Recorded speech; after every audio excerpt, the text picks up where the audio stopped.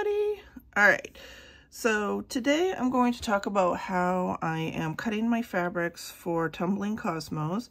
A little bit different than I was doing it. I was going 2 rows at a time, and that was a little bit tedious. I decided to go ahead and cut everything for the first top left section, but I would also suggest maybe doing like half. You could do like 6 rows at a time. There's 12 rows total. Because just doing 2 at a time, really, you keep pulling the fabrics in and out too much. I like the idea of doing them all because then I can count up how many of each fabric is in this section, and then the pattern tells me how many are in the whole quilt. So if I have enough fabric because I got the block of the month, so I have pre-cut fabric that I'm using to do this. So if I have enough fabric to make some for the other parts of the quilt, that'll save me time down the road for those. And actually it turned out that I had quite a few for the next section, which will be the top center. So I will show you all of that in just a minute, but I just wanted to go over this special block because I have kind of done all of this off camera just because I was trying to figure out what I wanted to do. And so I wanted to show this special block and how I did the tails on this, because a lot of this quilt is making sure your tails are right. So this quilt, I have been doing the blocks a little differently than I do on most of my quilts. So normally with my diamonds, I like my tails to go the same direction. It gives me more options when flipping stuff around to fit the tails where they belong, because obviously if you have the tails going opposite directions, no matter which way you flip it, you're always going to have a tail going a certain way. So it is nice to have them both going the same direction so that if these tails get in the way, you can just flip it and then would be no tails on the top. But for this particular quilt, because you have 3 diamonds coming together, you do need to make sure your tails spin and go opposite directions so that these blocks will all fit together nicely. And for this, so I think I went over one of the other blocks, the one that had the half hexes. That's in one of my other videos, so make sure you check that out. I think that's in the row B and C video. And then we have 2 other special blocks. So there is one that is a star that is surrounded by lighter color. And this is pretty simple because it's the same thing. They're all just mini diamonds. So you have to do the same thing. You just spin your tails the same way we do the larger diamonds, and they all go together like this and will nest together. And then because of the way you've spun them, basically you're making a bunch of mini little 3-piece and just forming them into a star eventually. So that's a pretty straightforward one. So those mini diamonds, you want to do the same exact thing as the big diamonds and just spin your tails and it'll all work out. Now, whether these tails interfere with your big diamonds is, well, you know, it depends on, you can hopefully find a way. Oh, no, they won't, because they'll go in the middle. Yeah, so they won't. So your tails that will stick out will go in the middle, so nothing will interfere. So that's perfect. Now on to this block. So this block is a little oddball. Actually, let me show you the papers without fabric on them and how you wrap them. And unfortunately, I don't have any more to wrap in this section, so that's why I'm showing you even though they're already wrapped. Sorry I didn't put that on camera, but definitely when I get to the next section, I'm sure I'll have one that I can show. So this particular block has a centerpiece. And these are all done on solids, okay? But it has a centerpiece and then 2 side pieces. And the biggest thing with this is when you are cutting the fabrics, you are going to cut these 2 side pieces as opposites. So if I were to cut them both so that the fabric was on this side on both, when I go to lay it out, you know, if the fabric, will say the fabric's on top, just like this, I cut them the same way, obviously not going to fit. So my suggestion for doing this is to take your pattern pieces out and literally lay it out. And then we always put glue and then flip it over to fabric. So put glue on one, flip it over, put glue on one, flip it over, put glue on one, flip it over. That way, you know you're getting one that's going to be reversed. You do not want to lay them on the fabric the same way. Hopefully that makes sense, okay? So always lay it out, make sure you're doing, take the extra second, don't just grab the piece and glue it down. It's the same thing with our stripes. We made that template. It just takes 1 extra second and it'll make your life so much easier because you won't make that mistake. So once they all have fabric on them, you're gonna wanna do tails. So on your triangle, you don't have too many options for tails. Either this bottom tail will go out or they'll go in, and going in, they're gonna interfere with its own block. If they go out, they could interfere with another block. This end is going to have a tail either way, whether it goes left or right, really doesn't matter at all. So what I chose to do is glue down the long sides first and then glue down the short bottom, because that makes my tails go into the block. It's a little bit less worrying about these particular tails. So that's what I did. But because I did that, I do have tails that come out the side here. So that means I can't have tails coming out the sides of my 2 side pieces. So for these, I just wrapped the 3 shorter sides first and then the long side, and that made my tails go out. Now, this does cause a slight issue when it's going to be bumping up against a block, but it's not a big deal because, first of all, there's not very many of these that are even in the quilt, so you could just work with the ones that are there. But this particular one goes just like this. So it's going to lay in the quilt just like this. This is like the top, if you can kind of imagine, this is still a hexy shape. So this is the top point, and you can see my 2 tails are going to run into each other. But it's not a big deal because when I go to sew, I'm going to just pull this tail back a little bit, and actually this tail will nest inside that tail. So it's not something that I like to do all the time because it adds obviously a little bit of bulk, so we try our best not to do that. But it will work out perfectly fine, especially for just the few of these that are in the quilt, okay? So that's how that works. Hopefully that makes sense. So that's the special block. This one you're never gonna have any issues with because the tails will be in the middle of the big diamond. No issues there.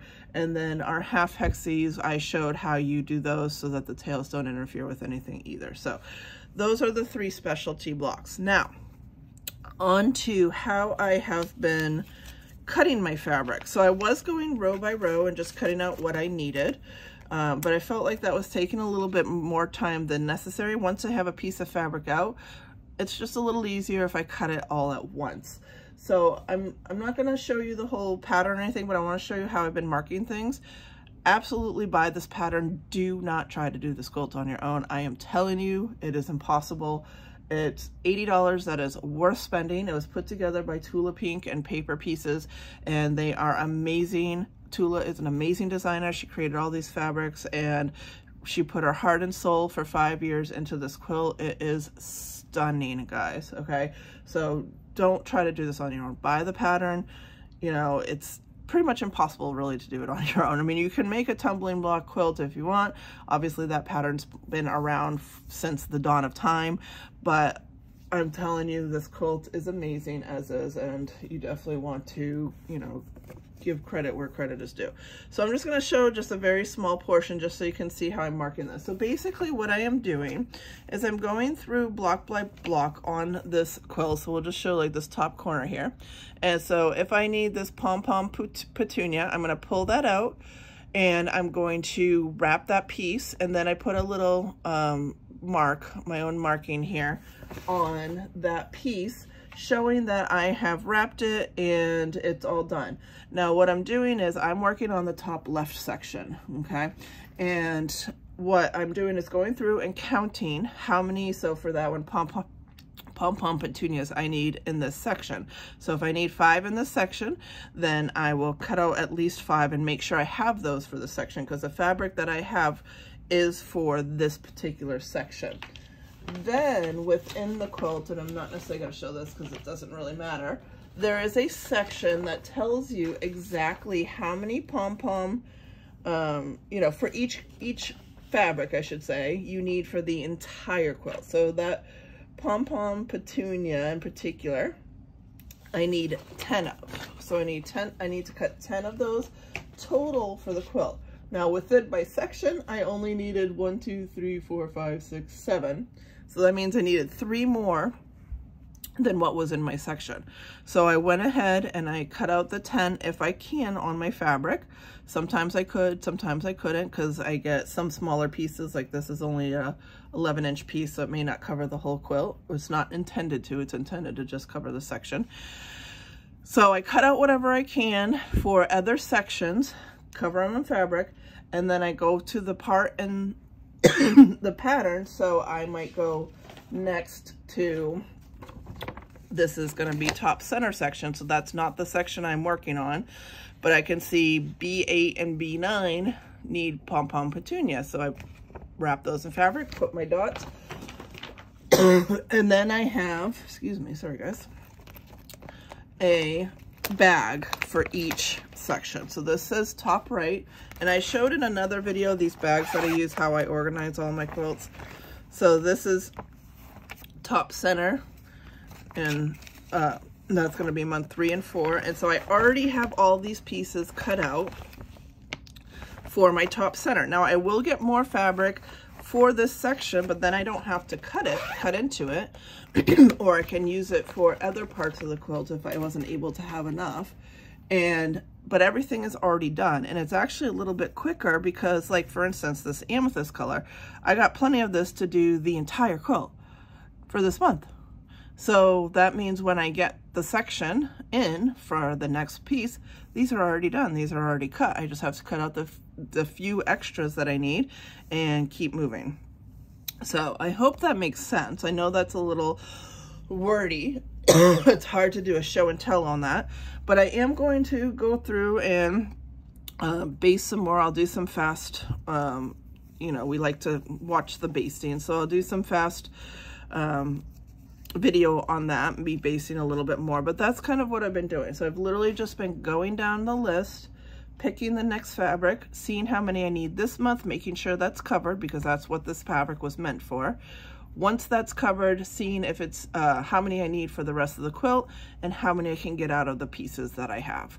So I would say 75% of the time I've been able to actually get enough for the rest of the quilt, because a lot of these fabrics actually aren't even reused in the rest of the quilt, because there's 150 different fabrics or something like that in this quilt. And then the other percentage of the time I didn't have enough, so once it comes in the next month, I'll have to finish it off with that. So that's what I've been doing. I know some people are choosing to just do a few rows, stitch, do a few rows, stitch, rather than doing all of these. Some of you don't even have the kit, so if you're using your own fabrics, this is a great way to do it too, is just pick a fabric, you know, especially if you're not necessarily matching exactly to her pattern.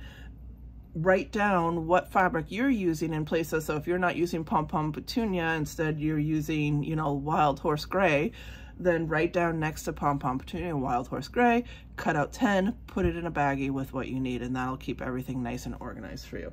So I hope that kind of makes sense. That's the method I'm going to use for basting from now on, because I think it's going to go a lot faster. It has gone so much faster. Still a long time. I spent 12 hours basting and I'm still not done with this section. So it takes a long time.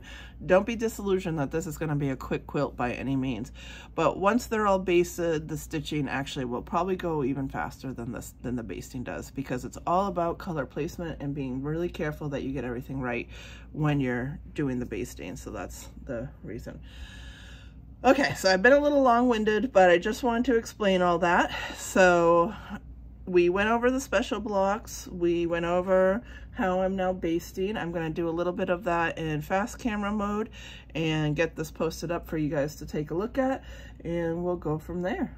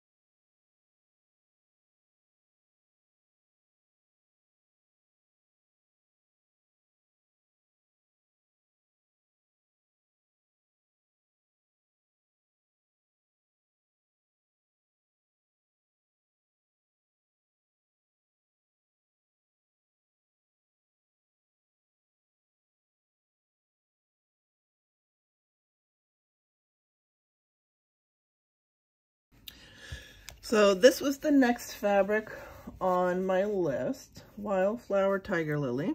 So the pattern stated that I needed 7 of these total for the entire quilt. And so I was able to actually cut out all 7. I still have a bit of fabric left as well. So that is pretty awesome. And like I said, just really efficient to get it all done now.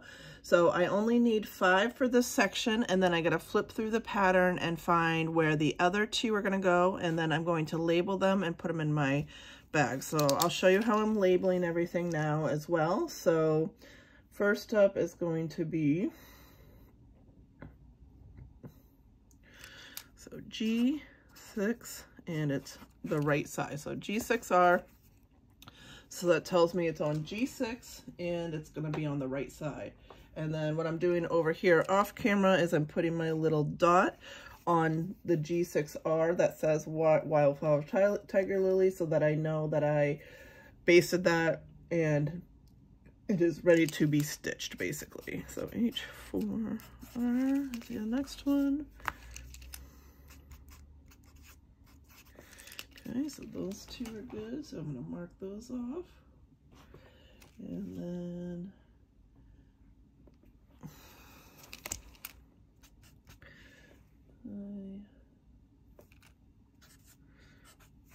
you know, take your time doing this. Don't rush through it. You can see I'm triple checking, 3 times checking, marking as I go. I'm not even writing down all 5 and then marking it done. It's the biggest thing about this particular quilt is organization, organization, organization. So you want to be as organized as you can possibly be when you are doing this. Okay, so that gets me all the ones, the 5 that were on this particular section. So I just have a pile off to the side for those because I have a different bag going for those. So I'm going to look and see real quick if I can find where the other 2, what's it look like? It's kind of a purpley. So I'm literally just looking at the pattern itself. I'm looking at the rendering of the drawing and looking for that print. Sorry, I'm shaking the whole, I know that makes it weird for the camera, but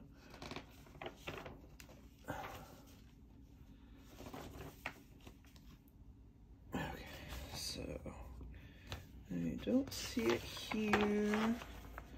So I'm literally just flipping through the pattern right now, trying to find where these other 2 pieces go so that I can mark them.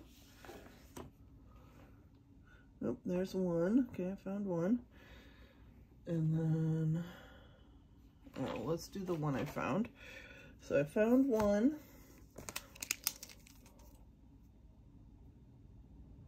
So it's A16, and it's going to be a left. All right, so I'm going to mark that off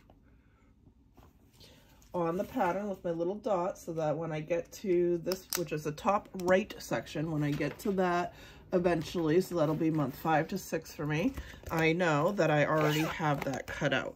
And so here is my, whoop, knocked over my trash barrel.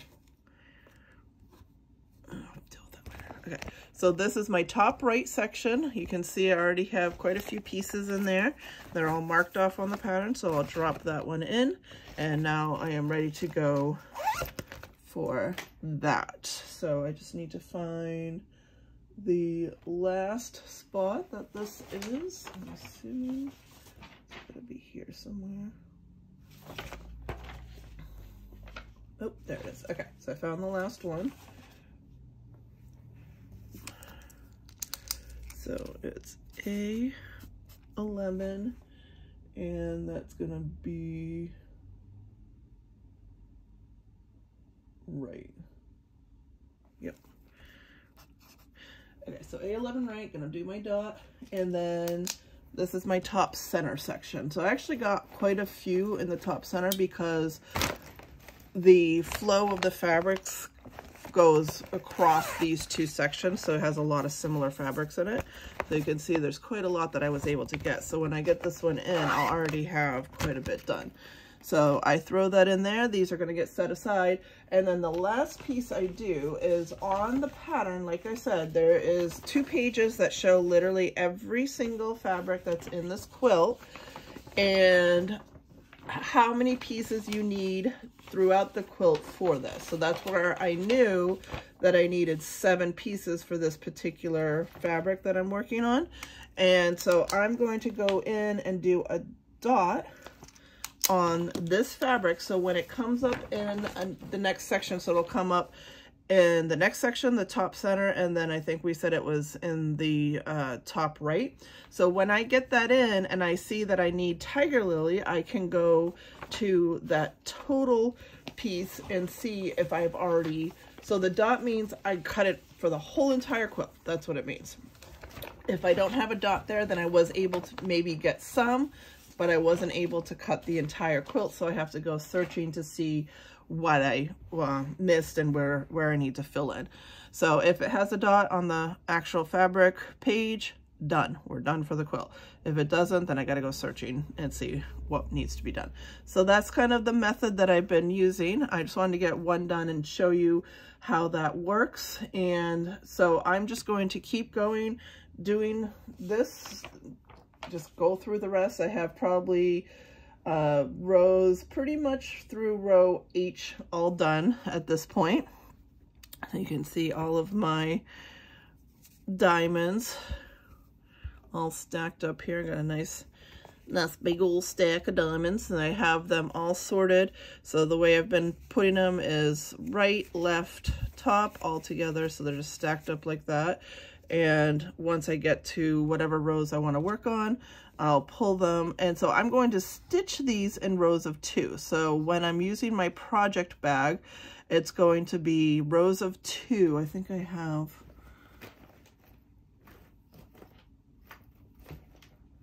my project, oh, I don't know if I have my project bag going for that. What are we doing, top left? Oh yeah, this is top. So I'll have 2, so this is top left. I have this with rows C and D that we did. Oh my God, my trash barrel, I'm gonna keep dropping. So right now I have in here rows C and D all clipped together, but I'm gonna swap this out for the ones that I'm not working on and then have an actual project bag. So this will get put with all of these because that's what that is. And then I'll have a project bag, and this will be for rows C and D. So I'll carry around with me 2 rows at a time is basically how it's going to work. And so these will get stitched together 2 rows at a time, and then I will have a bag that has all the rest to be able to pull for the next thing. So hopefully that makes sense, because if you watch my video, I have a travel bag that I carry with me, and so I like to have pieces of each project, just like a block or 2 or a row or 2, to work on smaller bits and pieces that I carry with me at all times. And then at home, I have a bin for each project that I'm working on that I can pull out of to, you know, once I finish 2, it's like, so for this one, once I finish 2 rows, I'll take the project bag out of my travel bag, put that project in the tumbling cosmos bin, and then I'll pull some more of these to put back into the project bag so that I can keep continuing. So I hope that kind of sort of makes sense. I know it's a little confusing, but make sure you do watch my video on the travel kit that I have. It's really good. It shows everything that I use. I put links to Amazon. You can of course purchase them at your local quilt store, or any online stores as well, but I just figured I'd give you those links. There's no I think I said in the video it was affiliate links. It is not. It is just straight links. I don't get anything out of them, but I did want to share what I use so that you guys could see that. All right, so I think I'm going to keep continuing. I'll do a little bit of fast. I don't know, we like seeing the basting, so I'll do a little bit of fast for you guys.